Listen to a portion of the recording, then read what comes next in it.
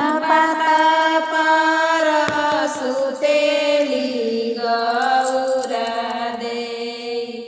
सपना देख लिया जगूत सपना देख लिया जगूत मोरंग दे से बजनाए का बाजेला के करा हो खेला बिया के करा हो खेला बिया टोला परोसी ना गोती ना हाउ सपना के करना विचार सपना पर करना विचार तू तो गौरायानी से ज्ञानी तू ही हऊ शिव के आधार तू ही तो शिव के आधार तोहर मीत से गौरा बाजन बाजेला शिवाजी के होखेला बिया शिवाजी के होखेला बिया आधी राती गईले पछर राती गईले होते भोरे बजेला गेवाड़ होते भोरे बजेला केवाड़ पहिरना गौरायरी से पियरी सवातिन परिछि भालुले सवातिन परिछि भालुले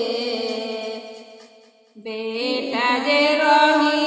तने पतोहिया परिछथि हो सवातिन परिछलो ना जास सवातिन परिछलो ना जास किया हमारे शिवजी चोरानीन से चटानी किया हम गोखी के बेहोल किया हमारे शिव चोरीनी से चटानी काहे कइला दोसर बिया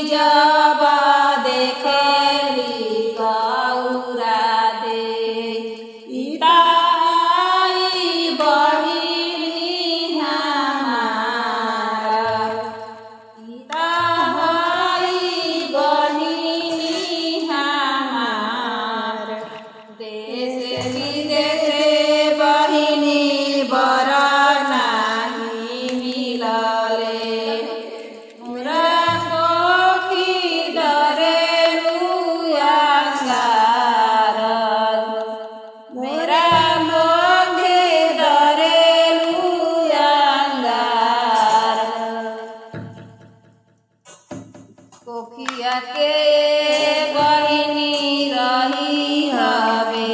हुनावा शिवाजी के से जे जनल हमारो लइका खेलैया मोरे बहिनी शिवाजी के से जे जनर जाइहा